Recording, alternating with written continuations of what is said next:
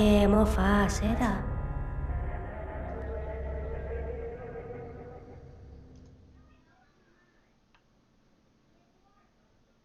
Hey everyone, welcome back to Talking Station's midweek update. Sorry for the no show last week. Had some technical difficulties to work out with the stream, but we're back this week. And with me today is Julianus Soter returning to the show, leader of the Valor Accords, GMVA. How's it going? Hey guys, how's it going? Good, doing well here. How about you all? How's it going? Hey guys. Good. Wanted to catch up with you because since we talked last, a lot has happened from CCP's end on changes to lowsec and faction warfare. Most of it mechanic-wise, but we last left off. I don't remember if the elections were canceled the last time we talked. Did that happen, or was that after that? Yeah, that was the main reason why we talked. I think was the big scandal about the role playing community having this whole news event take place where the Glenty Federation elections were canceled. But the faction warfare changes are probably the biggest thing that's happened. There's basically been no news about the election, so there's not much more to talk about there, unfortunately. But at least we could talk about the low sec faction warfare PvP stuff, which is probably slightly more interesting to our audience than the role play nonsense. So.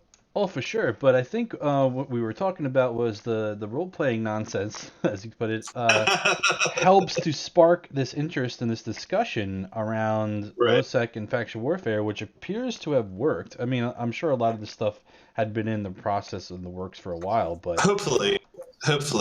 Well, the funny thing was, if you read the Serious Some Minutes, one of the CCP developers was like, "Why do people live in lowsec?"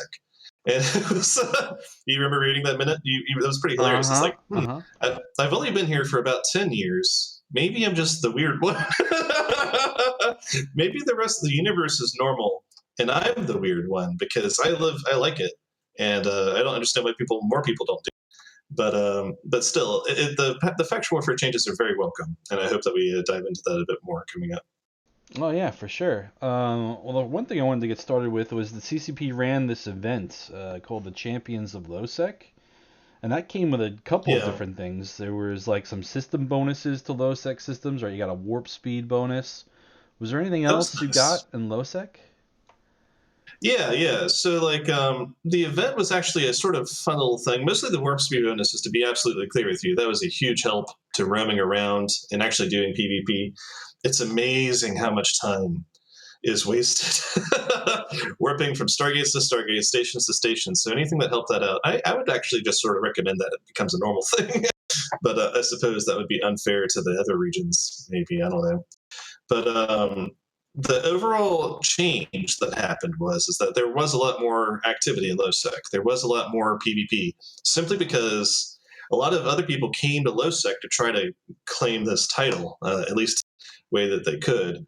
Obviously, Snuffbox did that, and there's a lot of drama and nonsense surrounding that. But at least people actually focused on lowsec for a good chunk of time. And the other faction warfare Plex updates are very welcome.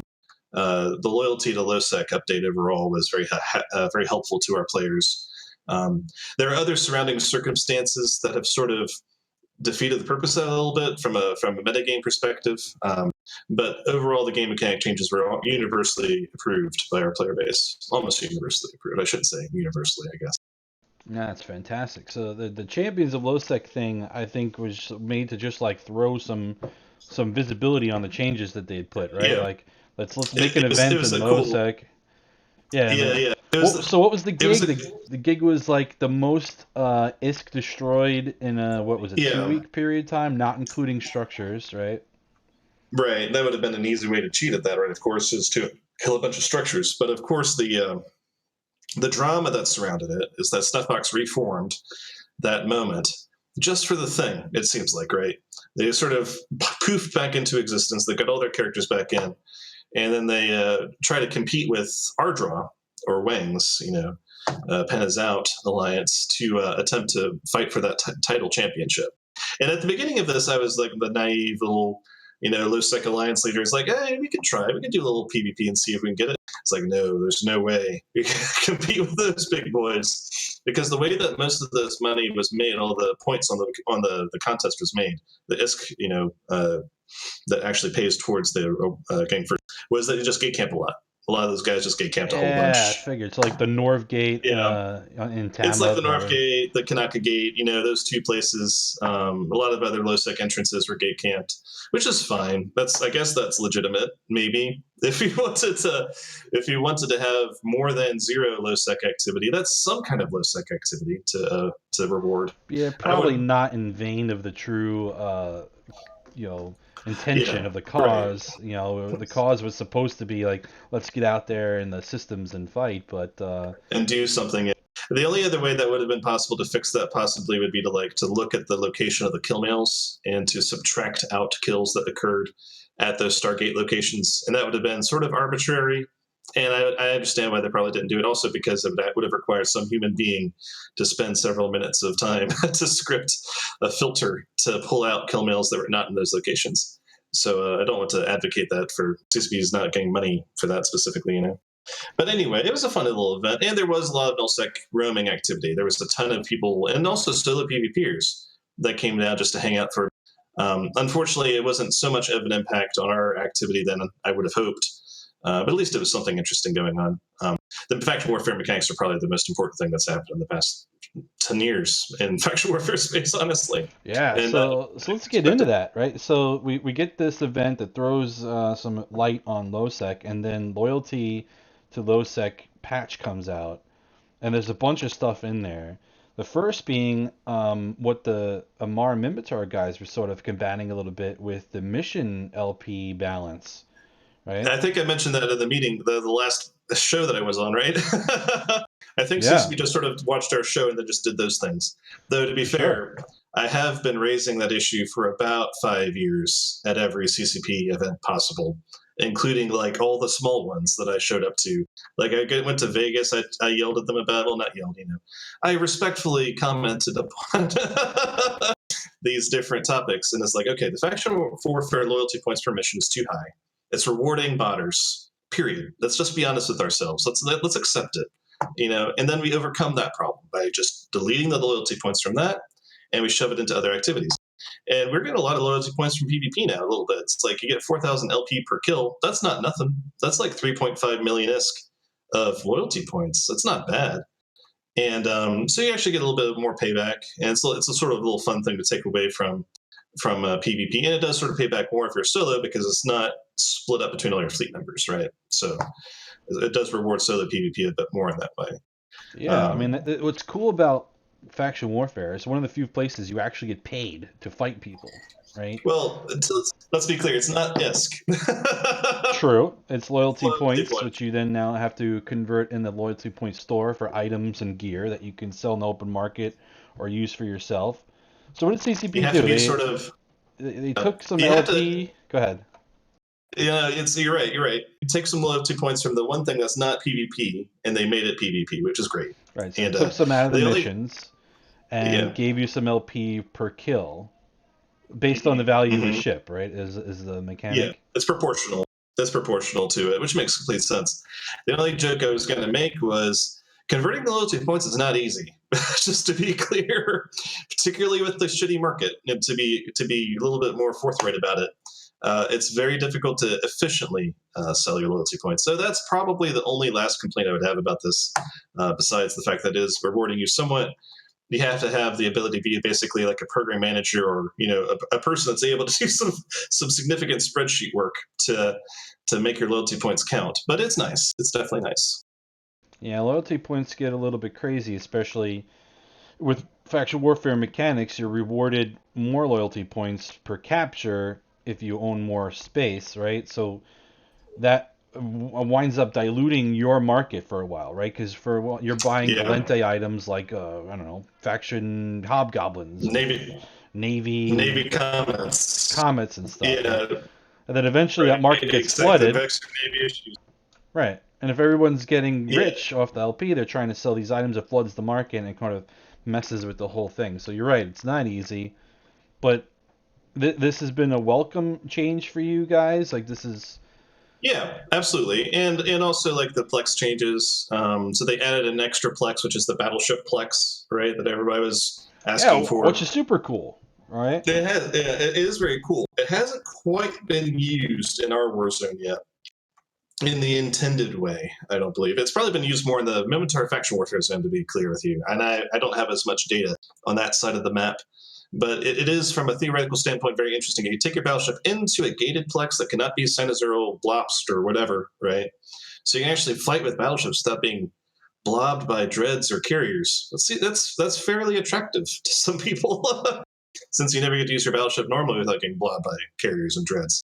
So Oh, that's a great opportunity, and it should be used more. I think. I don't think people know enough about it yet.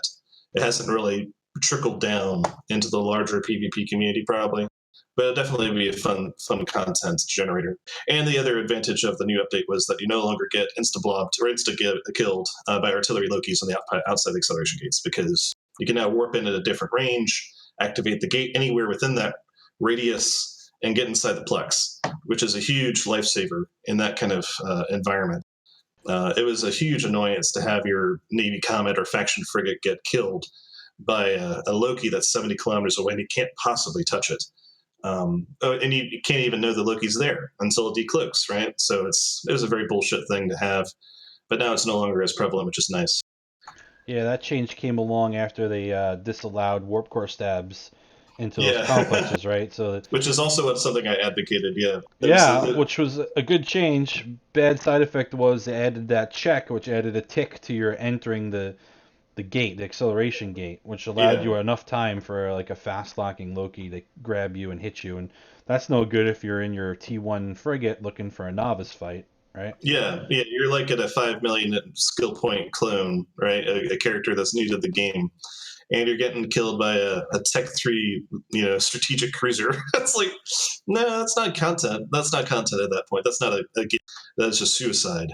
So, Yeah, so now you could warp in at a greater range and have a better chance of getting through that gate before somebody happened to be positioned well enough to catch you on the outside. absolutely. And so that's a huge improvement.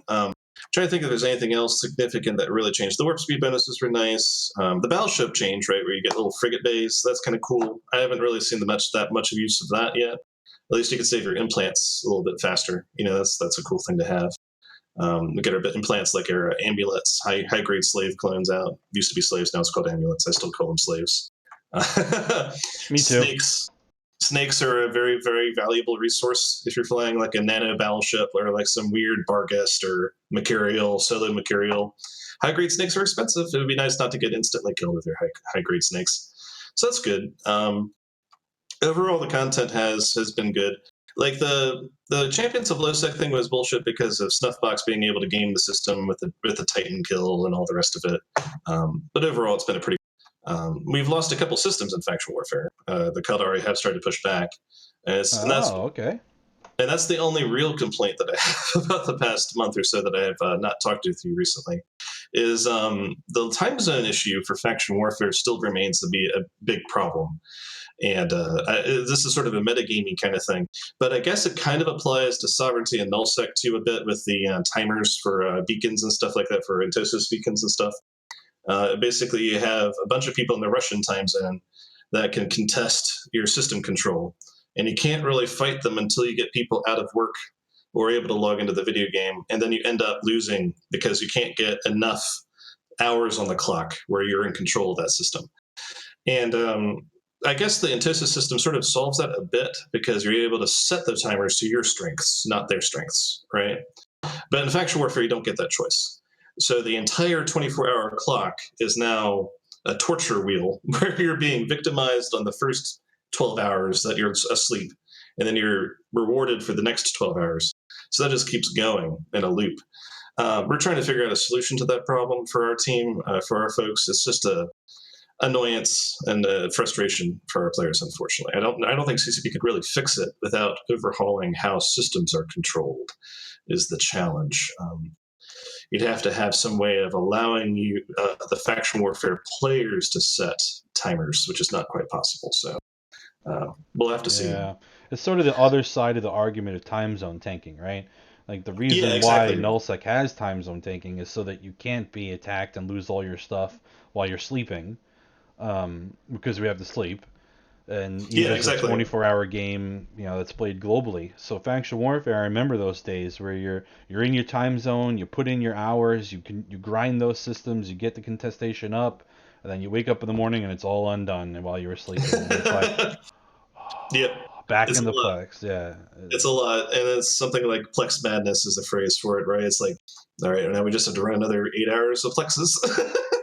And I'm sure the Minotaur and Amarians are like driven mad by this too, because they have the same situation. And really it's like a really core dedicated group of Russian time zone players that, or Eastern Europeans, like early 1600 Eve time players that none of us have a chance to contest, and then it's too late by the time you try. So, Yeah, and well, that 1600 is sort of like a sweet spot because like there's really like three main time zones, right? And the idea is if you control two of them, you're going to win the system. But if you're that player yeah, that can play plus or minus like 4 hours of 1600, you really control two, right? yeah, you get like half the clock, and then you can probably do that uncontested. Because what's going to fight you is like one or two enemies, and there's nobody's actually going to be able to put up much resistance. So it is a problem, but it's like a problem for the enemy too, because they're not able to keep it up. They're not going to be able to force that through all the time, right? So hopefully it'll dial back a bit, then we'll push back. A little bit of a tug of war will happen the next couple of months, I think, in faction warfare. So Galente Militia still holds about 80 systems. We're losing a couple every week. We're going to try to see if we can slow that down and then turn it back after that slowdown occurs. Sort of like the pandemic crisis. You want to slow the rate of the infection rate, and then you start dragging it down. Right. Lower the curve Slow on that. down So their advancement speed first. yeah, exactly. So these changes have we seen results yet? Have we seen less farmers doing the missions yet? Oh, Have you seen them huge. go away? Yeah. Okay. Yeah, that was like the first thing I've noticed is that you would used to see like jackdaws. It would be like these swarms of jackdaws coming through every system. So far, I've not seen that, thank God. And so I'm hoping that like eventually there's like a hidden market. Like there's the market on G244 for loyalty point items, right? And then there is these massive repositories of loyalty points that people have saved up, that provides like a buffer. So when that market in G244 changes in price, people start dipping into their reservoirs of loyalty points to start cashing in. Eventually, that's going to stop being significant, I'm thinking. There's no more loyalty points at some point. People have to make more. And when they have to make more, they're going to have to go into actual PvP environments to make those loyalty points. You're not going to be able to make it as fast with the mission running, which will be nice.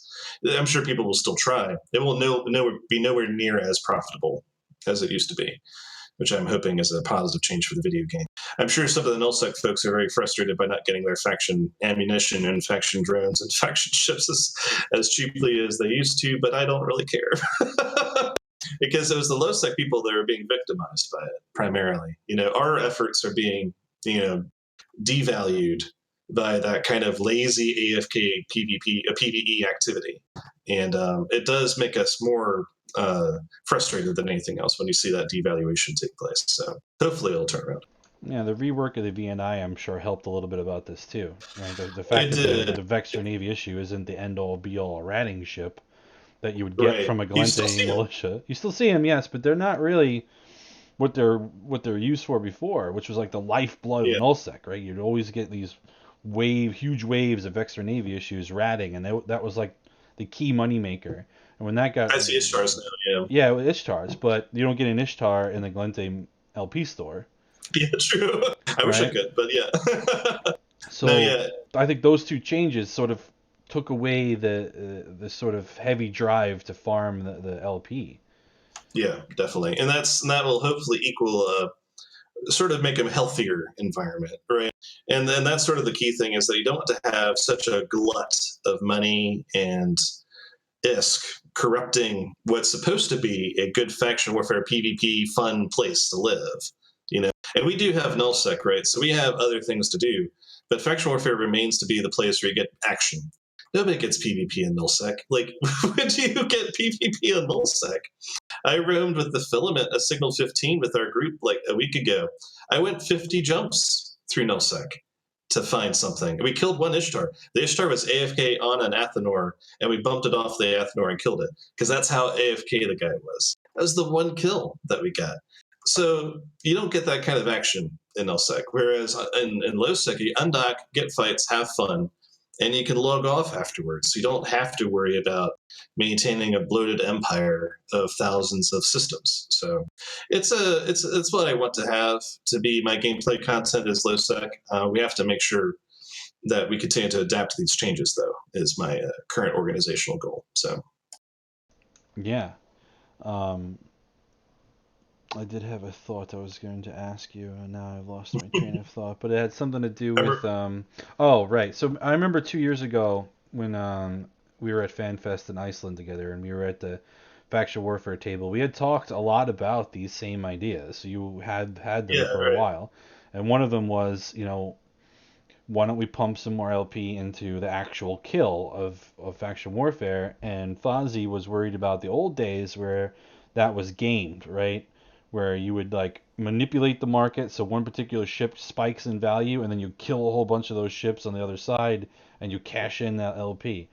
Have you seen any of that shenanigans going on? Is there anyone gaming that crap? No, not yet, thankfully, and I hope it will not. People And that's probably what will have to be monitored. I hope that they have made better filters on that kind of market manipulation. And I think what happened is that Goonswarm, of course, let's be explicit, Goonswarm did this for a great benefit to themselves. Pulled back any punches there. They manipulated the market because they figured out the moving average filter that CCP was using on their pricing.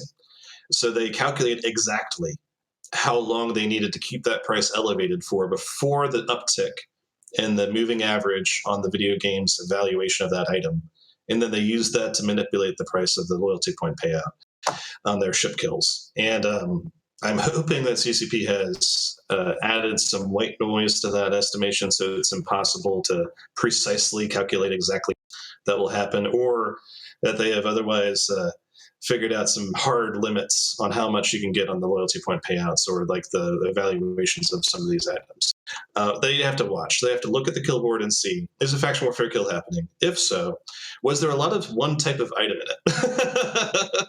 That's an easy one. Seems like a straightforward filter, because if it's just one item, then it's likely that they have gamed that item to be up in price. That will be a loyalty point manipulator. So, and they could just filter and say red flag, and then a game developer goes in and says, was that a manipulation event? And then maybe they could start banning the players that are doing it. That would be what I would recommend. Go through all their accounts and start smacking some wrists. But we'll have to see. I haven't seen anything on the kill boards yet, though, thankfully. Good, that's good because that was a main concern and it did happen previously. So Fozzie Yeah. did indicate that they could at the meeting. He said we could probably turn that knob in that direction, but we'd have to watch it. Yeah. Um, Yeah, and the change that they made is minor. It's like 20% or something increase in loyalty points. So it's not like the old days where it was like a huge amount of the value of the ship and its cargo. So I don't think they're at risk of that so much. And I think it's easy enough to do some basic data processing to flag suspect events. And hopefully that'll be worked out if that occurs. yeah, and we touched briefly on battleships. Not, CCP has been showing the battleship as a class a lot of love lately. One we mentioned Yeah. already, it's got its own level of complex in faction warfare now, where you can go in battleship down, and that's pretty cool. They've recently got warp speed buffs. They just got in the surgical strike patch, all the resistance mods got nerfed, but the battleship hull itself got a little bit of an HP buff. Right. And we got frigate bays now and all this stuff. So like, is the battleship going to play a larger role, you think, in faction warfare control? In low sec and faction warfare, it'll always have a place in Apex doctrines, I believe, the battleship. And you may see a slight rotation of the Apex doctrines where you have like it used to be materials and faxes. Well, now it might tweak a little bit. in one direction or the other. Might focus a little bit more often on T3 cruisers or heavy assault cruisers in certain size engagements. But for faction warfare, Plex is not really like you need to have control of most of the plexes in a system, right? Most of the plexes are not battleship plexes, so you don't really need the battleships to win. What you need is a good frigate, destroyer, and cruiser class doctrine combo that can really drive home the pressure if you're trying to win a fight against an enemy invade a system.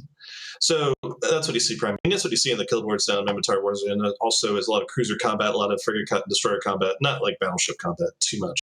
And you probably want to find somebody to interview on the Mimitar because it's probably interesting what's going on down there. But still, though, I think it's a positive change. I don't think it's going to be game changing overall. I have seen more small game battleship rooms on my kill board recently, and it's randomly in low sex, so that's nice. People feel a little bit more willing to risk them. The issue was that there was absolutely no reason to ever use battleship. Well, So yeah, it was in a bad place for a while, and it probably still isn't all the way there. Although I forgot to mention the scan res bonus, which is kind of nice. But slightly better. It's exactly. So if you start out in such a deep hole, right, it's improved. It's probably not out of the hole. Yeah, I would say definitely for T1 battleships, they're still stuck in a bad spot, given that you have heavy assault cruisers that generally outperform them in every way. Yeah, for sure. Other than price, maybe, right? The biggest change overall for the balancing changes, right, was the short range ammunition change by far. That's the biggest thing. And yes, let's get into that. Surgical strike. Okay, surgical strike, right? Exactly. Yeah. So just to continue on with that thought, right? It's a huge change to have that huge amount of DPS of short range ammunition types. So conflagration, void, all of the hail, which you never saw hail. Nobody ever used hail, but now people use hail. Yeah. So it's kind of nice. But the advantage of these types of short range ammunition is you can really drive home your advantage by trying to get a brawling kill. If you go in and go short range, you can do a lot of DPS really quickly and just smash a guy into him, usually before his backup arrives. And that's sort of where the game changer really is, because you would see a lot of these local tank ships with huge amounts of armor reps, a lot of shield boosters, that kind of thing. And he would specifically, this pilot, right, these guys that fly these types of solo PvP ships, would always take fights against small gangs because they know that they can outlast the DPS of the small gang. And they also got backups, right? They got their buddy coming over in a backup ship of some kind, either an ECM ship or more DPS or some other thing like a curse. You see curses a lot showing up to nude out your friends. Not fun when you see a curse show up and start you at 0 cap. So the advantage of the high DPS small ammunition and close range ammunition is that you can just kill the guy, and these local tanks are no longer as effective because the resistance nerf, right? So it's now multiplicative. You get a reduction in overall DPS tanked and an increase in DPS output by your fleet. Huge change for people.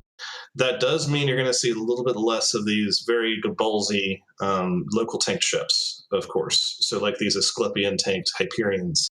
They're going to have to figure out they can't tank 15 ships at the same time and still win. That's not going to happen. But those ships are still fine. They're just not as overpowered as they used to be. And I think that's probably a good thing, in my opinion, is that you can reward close range combat, right? More aggressive combat. And you can actually kill ships that were not killable previously. In low sec, the biggest issue is faxes dropping and repairing a ship you're trying to kill. Yeah, so I want to get into that next, because the fax got hit hard, particularly the armor fax got hit pretty hard. Big change there is it can only fit one cap booster, period. Like, so you typically find armor faxes in general having at least multiple cap boosters, like at least 2 capital cap boosters, right? And that's what gives it its insane sustain. You can just sit there and tank a 100-man fleet and just be perfectly happy with that. I remember trying to kill a fax with literally like 80 Mercurials, and like I couldn't do it. It was just ridiculous. So now that the resistance comes down, they can't just pump cap like they used to and just infinitely double rep. So I think it's really put them back. But how was Was the fax a problem in faction warfare, and like, is this Yeah. a help to you? So to provide context, like faction warfare is not just Plexus, right? It's also the Citadels and LDS structures because we live in Losec. So everything that we do is in Losec. We have Athenors in Losec. We have Astrahuses. We have Fortizars in Losec. That kind of thing. So there would be PvP around Citadels, and almost always in a capital escalation, or even a subcapital escalation where you have like battleships, and the battleships are starting to falter in their tanks because the Guardians or whatever can't keep up. You drop the fax. So the scenario prior to surgical strike, you just drop the fax, no problem. You don't care what's on field. Yeah, it's like GG, Yeah. right? Like, what are you gonna do about it? you just drop the fax, and it's like Blue Eyes White Dragon from Yu-Gi-Oh! It's just like you just get this huge amount of reps on the field. You can't touch the thing, you can't kill it, so it's whatever. So I think it probably was a problem that people were ready to admit was a problem, was the issue. People liked them so much because they were always useful. Well, if something is always useful, it's probably overpowered. It might be because it's broken. And that might be why the faxes need to be nerfed a bit. Now, whether or not the nerf was too much, perhaps, is a topic of conversation. I don't know. I think it's good because I've seen Have you them. heard the lift? Have you seen the lift? Yeah, we've been playing around with the lift and stuff. But it's not good. It's not good. It's not good. But I think the point of it was, though, to make them less effective as a subcap support ship. Right? And that's definitely hurt that, right? It's not a great, let's drop it on a subcap fleet, though I've seen them perform still fairly well in a larger scale capital engagement where you don't have to keep pumping those cap boosters to stay alive, right? Right. Like, if they're going to drop dreads on you, you're just dead anyway. Or, You don't really care after the first 2 minutes. In a capital ship escalation, if you're still alive, you're going to keep living. If you're dead, well, you don't need the cap booster. Exactly. And that's a good point. The only thing I would counter it with is that some ships have made off better than others in that regard. Like the Apostle, much more robust. It's just far better. And the Minakawa, right? The other side of it is the Minakawa is still a very... Nobody uses Minakawas, by the way, but we do it nullsec a lot. And it's still a very, very viable ship. But you're right. So the Nanazu, I don't know, because it's a locally repped balanced ship, right? Yeah, locally repped ship, and can only fit one cap booster, and has no other choices. Kind of needs that cap.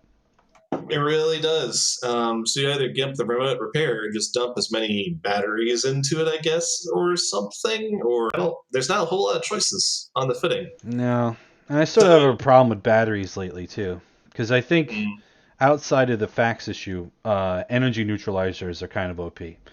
I don't think there's enough counterplay, and now that you have these Triglavian ships running around, every one of them has like one or two neutralizers in them. Heavy nukes. Yeah, the that could just wreck your cap everywhere. Like, I think maybe the battery could use a little bit of a buff somehow to counterplay. They can up the percentage rejection of neutralizers on it, right? That would be that you just plus 5% on all of them, and that would help. You'd have to see how much it hurts the newts, I guess. The N+1 metagame of neutralizers in general, right, is an issue because at some point you have 50 Leshaks and all of them have 2 newts, and now you have 100 newts. What are you going to do about that? What do you think about diminishing returns for that? Just like a painter or a web or damps. Those are all. You can't put 100 damps on a ship and have it like negative. Or a target painter. You could, but yeah. Oh, remember those? The perfect tracking guns and stuff. The perfect tracking insta-blap lasers.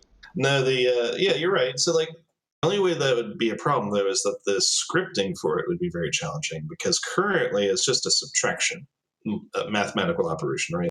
You just take the cap away and it goes into nowhere land.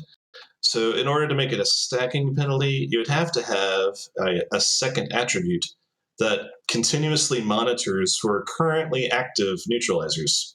And since the neutralizer could be deactivated from cycle to cycle, I don't know, maybe, I guess you would go through a list and like you go through the array of neutralizers and you go through the first one. The first one gets 100%, the second one gets 90%, the third one gets 80%, and That'd be yet another server operation and a fleet fight to operate. I guess it might be worthwhile. Might be a challenge. We'll have to see. But that would be the only other way to do it, besides having the cap batteries be buffed, in my opinion. Since the cap boosters will never do enough, you have to have a better rejection for like resistance to neutralizers. And the cap battery change when it was first made was quite groundbreaking. That was quite a big change, and it did help the game a great deal. So perhaps tweaking that dial first might be the easiest option, the lesser impact option. Small game PvP would not be hurt by diminishing returns. I would not care. So to be clear with you, but for the big N+1 fights in nullsec, it might be wise. Then again, you have to make it a steep enough diminishing return that it actually matters. If you have 50 neutralizers, you're capped out anyway. So. Yeah, this is true. But I am glad to see that the facts take a little bit of a hit, though. Way too overpowered. It's like the GG button. If you don't have an answer for it, you just lose the fight, and that's not really healthy. No, not at all. And that's a good change for sure. I agree. And thankfully we didn't see too much of the facts nonsense in our area, but that's probably because we had other people that were going to kill those faxes the moment they showed up.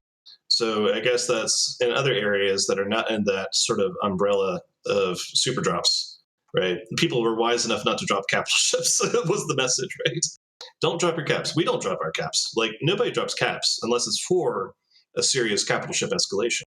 But in smaller areas, like low-sec areas, like maybe the other war zones, you're going to see a lot less of fax drops, I hope, and that'll be healthier for small game PvP for sure. Yeah. Talk to me about the Deimos. The Deimos got a little bit of love as a heavy assault cruiser because it was sort of like the bastard stepchild that no one ever looked at. Like, it was worthless. Like sort of like the Vagabond. It's kind of a meme. It's not really a viable ship. It's still a meme, but yeah. So yeah, I mean, to me, it's still a meme, but like in the vein of Surgical Strike and Brawling, it's sort nice. of like, It's cute. I understand why it exists. It's the idealized form of blaster DPS, so that's cool. That's nice to have. But the British Navy issue exists, and it's 1/3 the cost. Yes. And it has a micro jump drive. So why would you ever use a Deimos? You could fit a whole tanked British Navy issue and have 150,000 effective hit points with a tracking bonus. Yeah, with better fall off. Yeah, and I mean, the Deimos can't hit shit. Like the poor thing can hit the broadside of a barn usually, but the Deimos has been a meme since I first flown it in 2008. Like I tried really hard to make the Deimos. I think everyone has, right? Because it's a cool looking ship. The concept of it is great. Like the ultimate brawler, you want to just and then. Yeah, you tank like 60 dudes for a while, and that's fun, but you don't kill anything. Yeah, and then you explode, and it was sad. Yeah. And that was the last time you flew the Deimos that year. The next year you try it again. I don't know, man. If the Deimos had okay, the range is the weapon systems. To be clear, blasters still suck in larger scale combat. Period. And that's because of the geometry of PvP at larger numbers of players. You have too many human beings in the same region of space. That means you're going to be like 50 kilometers away from each of your next targets. The blasters will not apply. So when you're in a smaller game PvP situation, you can still have that situation, honestly. You could be webbed, and the guy is shooting you from 10 kilometers for full damage, and you're doing like 10% of your DPS. That's just not a number game that you could win. So until the Deimos gets within 2 kilometers to 4 kilometers of its target, it's not worth it. So if you cannot guarantee that eventuality, then you're screwed. And anybody with half a brain webs Deimoses and webs down and scrams down any kind of blaster ship. The only reason why the British Navy issue is useful at all, it does have the micro jump drive. It does have that good ship hull bonus, and it really does have the effective hit points to last, so that at least perhaps the ship that is webbing you will get killed first. So then you can close in on the ship you want to murder. Anyways, it's frustrating. I like the Deimos. I wish it was better. I don't know why it's so expensive. Somebody must have really went in hard on the Deimos I don't know why. I don't think there's just any supply of Deimos. I don't think that business was good for a while. Well, yeah, nobody's making them because why would they? Yeah. So the like price, I said, the only price people is where it is. Yeah, the only people flying Deimos is the ones that just want to meme around and like tank 20 dudes for an hour and laugh at them. Right, and it's the same problem the Vagabond has on the shield side of things, right? It tanks like a Yeah, boss, but like if it can't get in range, then it's just gonna sit there and die eventually. Um, exactly. I was actually looking up on the Kilber to see what ranking the Deimos has. It's like 67 or something, and all the ships of EVE Online as a heavy assault yeah, cruiser. that's not good. That's not a good. That's not a good place. Let me pull up the Munin. The Munin is like 20. Oh, the Munin's 20. That's a surprise. That's yeah. The Deimos is not a good place for a heavy assault cruiser, and the Ishtar isn't either. Like none of the Galicia's heavy assault cruisers are worth their money for PvP. No, the Ishtar has so these changes though, I think are pushing the meta into this sort of E-war kind of game, right? Because like we got reduction in resists, which kind of hurt the shield ships, right? Because you're using active shield modules probably more than armor boats do, so they're going to take a Right. little bit of a hit. Now I'm seeing out there a lot the use of Sacrilege, which was sort of a suboptimal ship for a while, but it got a heavy missile buff. It's got some mid slots to use for E-War, and the Ishtar is sort of in a similar boat. Yeah. So I'm seeing, The Ishtar has the mid slots, but at the same time, it's using drones, and drones suck. yeah, drones are so bad, man. Like I don't know, like Yeah. when we fly drones, it's like people have where it really hurts is people have variable drone skills, right? So if you don't have all the same control range, half your fleet is able to hit where you're at, and the other half is like, I'm not in range, you know. More Yeah, so than it's like guns, is it true? Like I don't have this problem so much with guns, but well, with because drones, guns it's can always an fire issue. as long as you can target, you can fire, right? And you're going to do some damage if you're in long range. Fall off, you're going to be able to do something. But with the drones, it's a boolean, right? It's a yes or no. Do you have the drone control range? Nope. Okay, you're fucked. You don't get to shoot your drones. And then the drones just you have to warp away. You have to micro jump. You have to there's like 5 different ways you can lose 100% of your fleet's DPS with drones. Smart bombers, if they exist, heaven forbid, will Command destroyers. command destroyers will boost the drones. You know, it's like there's 5 different ways. And whereas with guns, you can keep shooting. You can keep shooting with your guns. There's no way to stop the guns from shooting as long as you have cap and ammunition. Missiles are the same thing. They provide damage. They're much more reliable. Drones are a fun meme, and they're much more effective in small game PvP. But as a large fleet doctrine, like the Gila obsession that Losec has sometimes for PvP, where everybody does like the 30 Gilas and the 6 Basilisks, right? It's like a 5-to-1 ratio. There's the golden ratio of Basilisks and Gilas. That's fine. That works okay, but not when you're dealing with Alpha Strike doctrines or when you're dealing with any kind of weapon systems that are not drones, or it has an equal number of players as you do with logistics of some kind. Gilas are fine, but they get micro jump boost, they get stuff screwing with them, so the drones are still an issue, I think. Yeah, yeah, Gilas are cool, but they're in the bigger fights lack the sort of burliness you need to fight with them. I've noticed like they have a They're still threshold, right? They're a very good small to medium gang boat, but you go above 50 dudes, and now they start to struggle. Yeah. it does the EVE Online learning curve crash where it goes, and because it is just effective hit points. At some stage, you will be webbed, you will be painted, and there will be enough Alpha Strike, and you'll be dead before the Basilisks are able to do anything to save you. So they're great, but like they have a limited capacity above that threshold. So you're exactly right. What about the Munins? So CCP's been picking on the Munin for a while.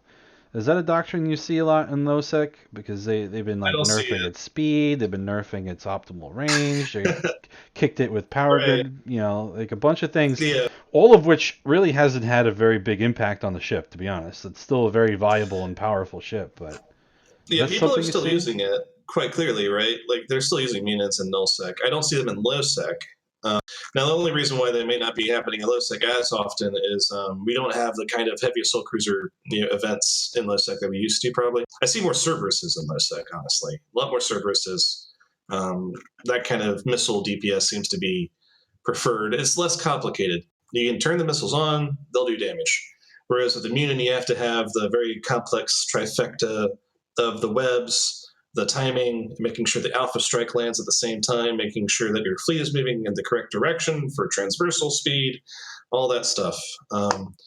So Cerberuses are a lower skill threshold from a player perspective for at least for the fleet commander as well.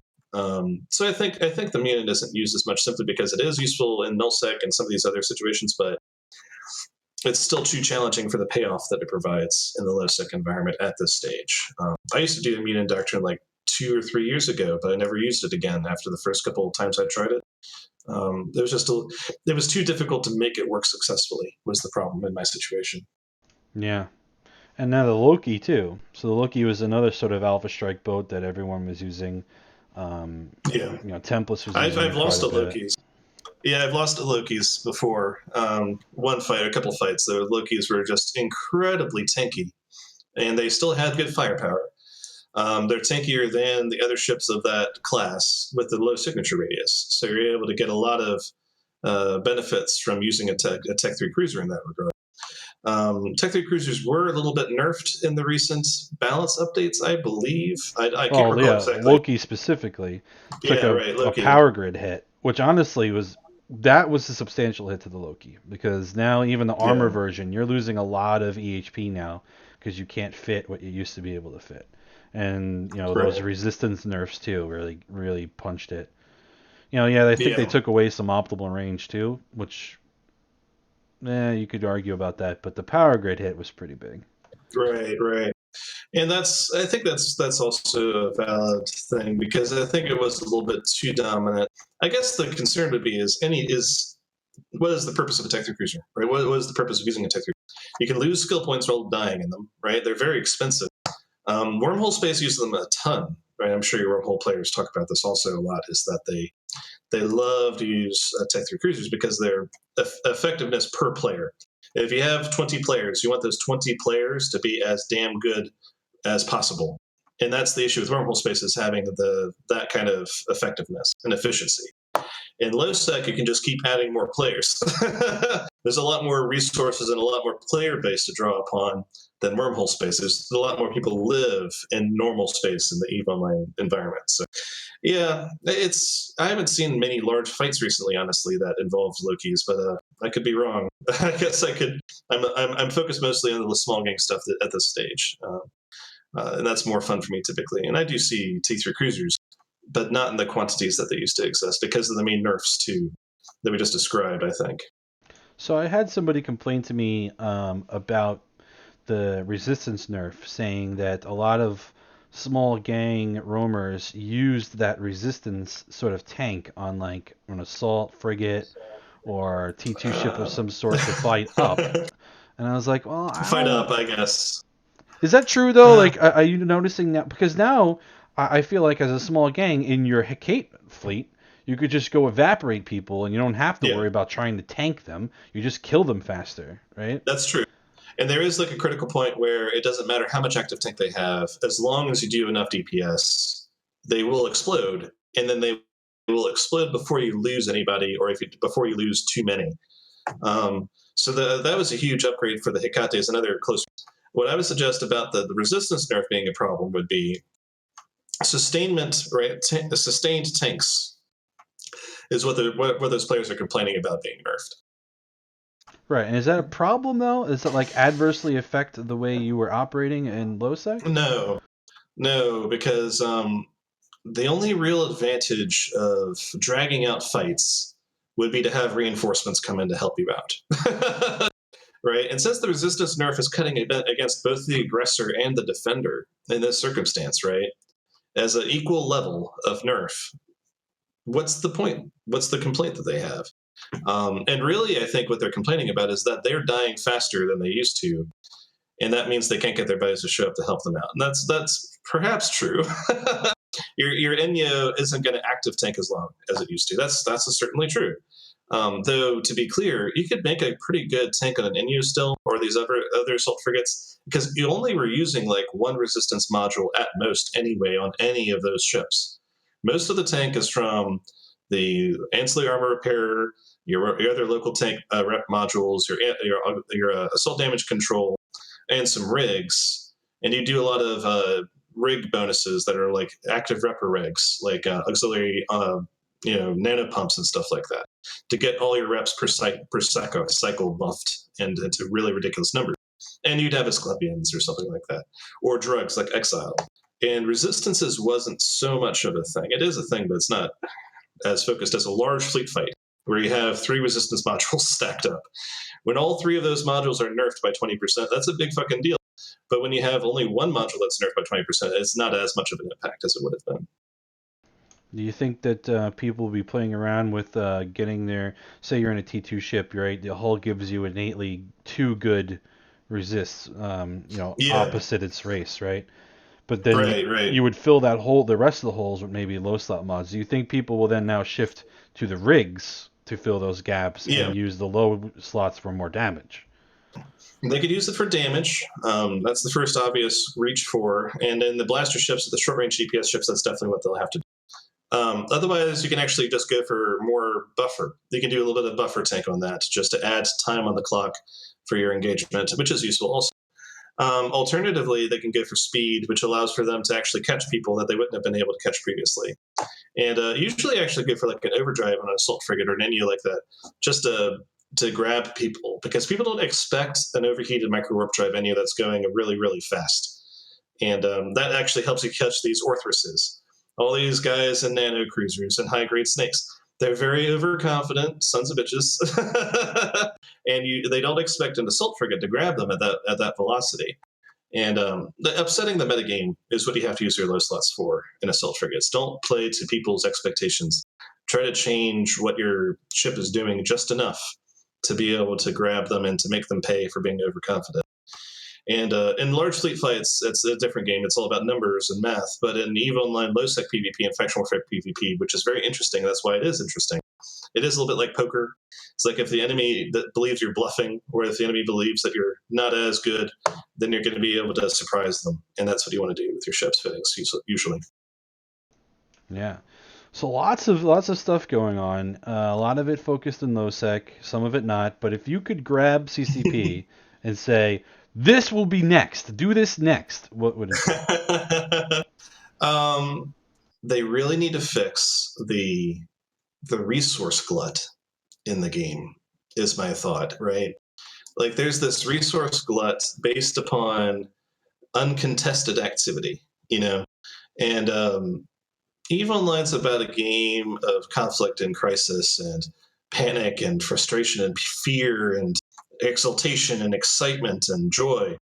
And falling asleep while watching Netflix while ratting with your carrier isn't really one of those things.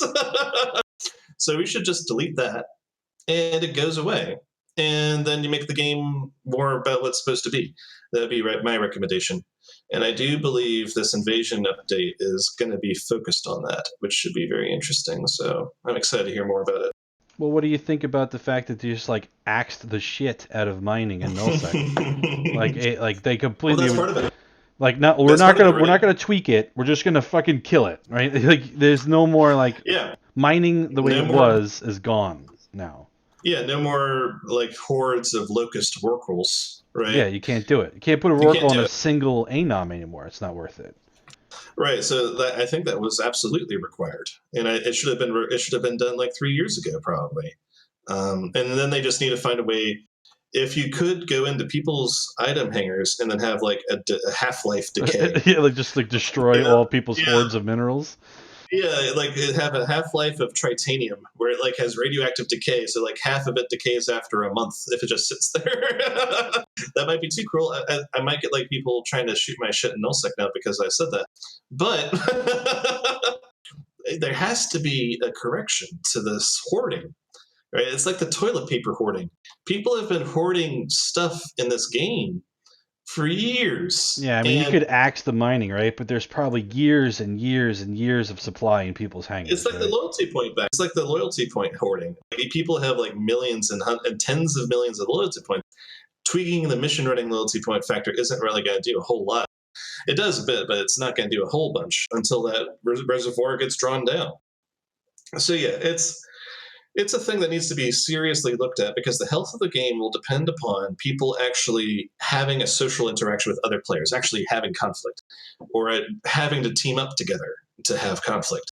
And back in the early days of the game in 2007, that's when I first started, that was exactly what you did. You logged in, you had to play with other humans and actually cooperate to achieve anything of any value. And you could still do like your level 3 missions, but that wasn't that great. you know, you'd even like team up to do level 4 missions in like 2008. Like we have a level 4 mission running fleets. Like that doesn't happen anymore. That's No not a shit, thing. man. I ran level 4 Yeah. missions by myself for a long time.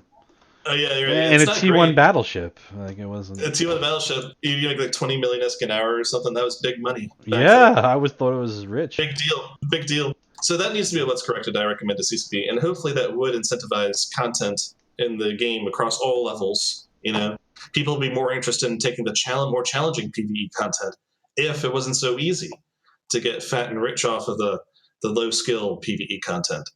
And it would increase the amount of PvP because there would be more risk, people at risk, instead of hiding away in their tiny corners of nullsec making massive amounts of money. Like that room I took with that Signal 15 filament, that's exactly what I saw. It's like there's just nobody here, but they still make tons of money anyway during their random time zones, and that's not what he wants in a game that's growing and expanding and is dynamic. So. Yeah, Adam here in chat is insistent that somebody was saying that these changes hurt small gang. I don't really agree. I don't think it's hurt small gang roaming at all. I mean, if which anything, changes specifically? Yeah, I don't know. He just said all these changes, but to me, all these changes are horrible. Yeah. I mean, what do you mean, dude? No, like, I think a small gang now has a better chance of getting its kill, right? Elaborate, yeah, exactly. It's like you're less likely to get faxed to defend the ship that you're killing. Right. Your tank of what you're attacking is overall lower, right? So the chance of the kill is higher.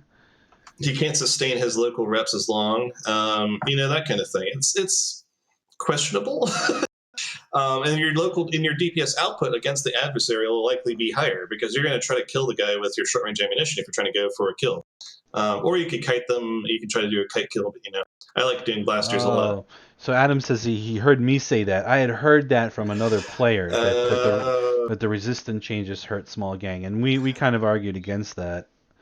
We just sort of went through that. Yeah, not quite as big. I have not seen that as an impact, and I guess I have not seen that as an impact substantially.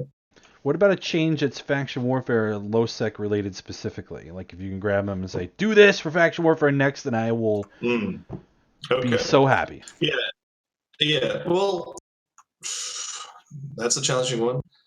We got most of what we asked for. You have, the main which is very good. Which is very good. The only remaining question is that time zone problem, right? These issues where plexes are being run 24 hours a day in a clock, and it's almost impossible to time zone fight that. And that's still fair because we use that to our advantage too, right? We do it on our side. Alternatively, I think that's basically it. I think that is the only real contention that we have at this stage. The Citadel docking thing still a problem in faction warfare? Not as much, because you can camp the Citadel undock. I didn't even think of that. That's true. Yeah, we had that done to us, actually. It was very frustrating. we were in Kanaka, and we undocked some ships, and one of the guys got caught in the undock because it was not tetherable, right? So you can't warp away unless you have an insta-warp and you know immediately to go for it. You can easily get caught that way. It's still not as much of an issue because you can kill the Citadels, and that's content, right? Though Citadel grinding is frustrating and it is annoying for sure. The only thing I would actually ask for most is perhaps a little bit more low 2 points in the kill mouse, just to up a tiny amount more than it is, because it is higher, but it's not a whole bunch higher. And I don't think there's too much of a risk of it being manipulated at this stage. Though I guess I should know that that's not going to be right. Everybody's going to manipulate the fuck out of it at some point, right? Oh well. I would not be a good CCP developer, I guess. Yeah, no, I think for a long time, we had been begging for some love and low sec in faction warfare, and it's good to finally get some substantive changes that weren't really huge code overhauls. Most of it's sort of minor tweaking. Light touch stuff. Yeah, that we could be iterative on. Maybe you're right. Maybe we take a look at those LP numbers and dial the notch a little bit harder. Teeny bit more. Yeah, and just continue to iterate. And CCP has been all about that for the last year or two. Just iterate, and which is a much better approach than like big bang patches, you know? Absolutely true. The only other thing I would say about LowSec at this stage is that as a content generator and content creator, as like I'm a fleet commander, right? And I got like a couple other fleet commanders in the Alliance and the Core.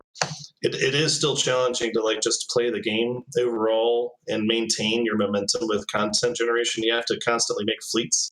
That's not a faction warfare problem. That's just an EVE Online problem. And honestly, right, it is challenging to do logistics. It is challenging to haul stuff. It is challenging to manufacture stuff and constantly plug everything into your hangar and make content happen for your players. But that's just everybody has to deal with that, unfortunately. I wish it was easier. It'd be nice if it was easier, but that's just not. I have to count my blessings, I guess, to have what I have. But yeah, like I spent like half an hour hauling stuff before I came on this brief on this show, right? It's like, it shouldn't take this long to haul this much stuff around as a player. There's an awful lot of busy and homework that goes into this stuff. And I think CCP has also been chiseling away at that a little bit. Like the skill book change I thought was really good. That was huge. That was great. It was probably 10 years too late, but it's fine. Yeah. God, remember those days where you're like, I gotta go get fucking frigate skill books for my guys and stuff? I'm like, oh god. No, you'd have to create like a catalog for them to select from for their skill books. Like how many years of my life have I spent like years just trying to tweak and manage corporate hangers for skill books and basic shit like that? It is so annoying. So one baby step at a time, you know. And I have to continue to evaluate what's going on in our faction warfare environment to see how these changes will impact us. And it's been positive. The only frustration is this time zone tanking problem currently with faction warfare, but yeah. Yeah, that's an issue, and I think that would probably require a whole like rethinking of how systems are captured, sort of what nullsec went through with Aegis Saw. Or have it be like only a certain amount of plexus would spawn per 2 hours or like per 3 hours, so you have like it saturates and you can only make so much progress within that 6 hour window, and that's maxed out. So then you can't go higher than that. You know, you have to have more time on the clock to be able to push the system farther. I don't know. It's a thing. And also, when I was there in Faction Warfare, isn't there like constellation based plexes that spawn that get like locked out very late in U.S. time zones? So like the U.S. time zone kind of gets hamstrung because there aren't as like after downtime there's plexes everywhere, and by the time you get to the late U.S. time zone, there's not enough for those guys to hit. To work against, to pull it back, exactly. And so that's something that could be looked at probably. Again, those are more deeper code, I'm sure. Like I remember watching a FanFest presentation where they went through their code tree of EVE Online, and their POS code is like this giant octopus creature in one part of their code tree, and it still exists for some reason, and they can't cut. Well, that's why POSes are still here, right? Yeah, it's still there, and I'm sure it's like interconnected to like why your blaster turns on. It's like yeah, right. It's like some function code call, and that is actually related to activating your warp drive. I don't know.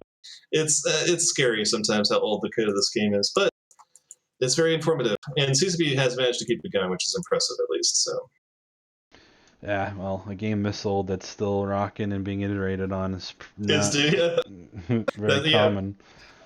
Yeah, I guess that's one of the second largest export from Iceland, particularly in this current situation with the COVID-19. Yeah. So the president of Iceland's like calling CCP every week, like, make sure that game works. I need those tax income. That's very true, man. That's very true. Anything else you wanted to mention? It's always good to talk to you. I love LowSec and Faction Warfare, and it's fun to be on the show for sure. Nothing much else to say at this point, besides the fact that it is like I have to. Anybody that does fleet command and does leadership of any kind, I have to give 100% props to those guys. So I guess I give a shout out to anybody that does an actual fleet and has people undock in spaceships to go do a PvP thing. Awesome job. Keep doing it. Let me know if you need help. I'm on Twitter. Just come hang out and I'll talk to you about it, because it is a nightmare. And even if I don't fleet command as much as I should, and I should do a lot more fleet commanding, to be honest, because it is a very socially draining activity, right? You have to manually talk through people 100% of the time. You have to be like an air traffic controller basically to do a fleet continuously. Well, and it's sort of like a fishing boat captain too, right? You need to Yeah. know where to go or like who to poke or who to, and that's all You have to draining. And then have, when you don't get the engagement, like your Yeet fleet the other night, you go home and you barely yeah, shot anything. You personally feel like you failed. You're like, oh, I didn't get anybody yeah. to fish we It's like promised. it's like I let down all these wonderful people that I love,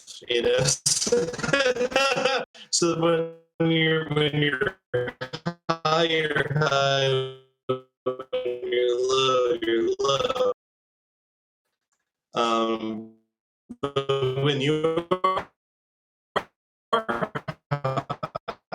Mr. Soter's got a little robot-y on me.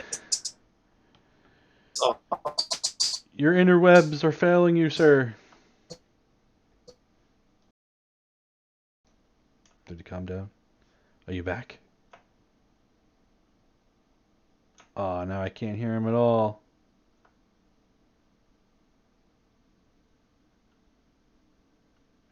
We'll give him a minute.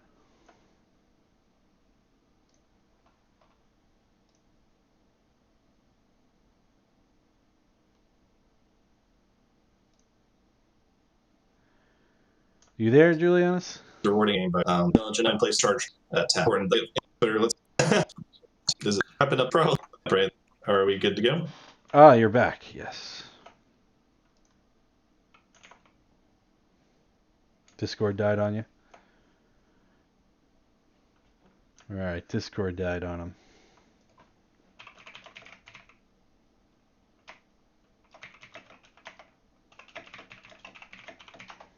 Alright, well, I think we covered most of our topics for today. Glad to have you back, Julianus. I hope to check in with you again in a few weeks, and we'll see how these changes continue to impact the gameplay, hopefully in a positive way. Thank you all for joining us on the midweek show. Make sure you check out our Sunday show. Join our Discord. Lots of good things always going on at the TIS Discord. CCPers, notable names, people to ask questions, find out the answers. Matt Earl does his daily show, keep you up to date on all the breaking news stuff. I will see you next week. Well, we'll be talking. I think we'll be talking about some goings on in Pravi, I think. But I'll confirm that for you all. Otherwise, have a good night, everyone, and I'll see you next week on Talking in Stations. Take care, guys.